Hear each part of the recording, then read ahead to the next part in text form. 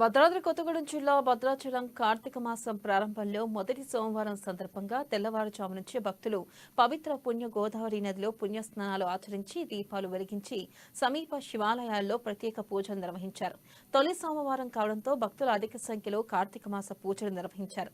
పవిత్ర గోదావరి నదిలో దీపాలు వెలిగించి నది ఒడ్డున దీపారాధన చేశారు. అనంతరం శివాలయాల్లో అభిషేకాలు పూజలు నిర్వహించారు. కార్తీక మాసంలో ఉపవాస దీక్షలు చేసి గోదావరి నది స్నానాలు ఆచరించి దీపారాధన చేస్తే తాము తెలిసి తెలియక చేసిన తప్పులు తొలగించి ఆయురారోగ్యాలతో అష్టైశ్వర్యాలతో చేకూరుతాయని భక్తులు విశ్వాసం.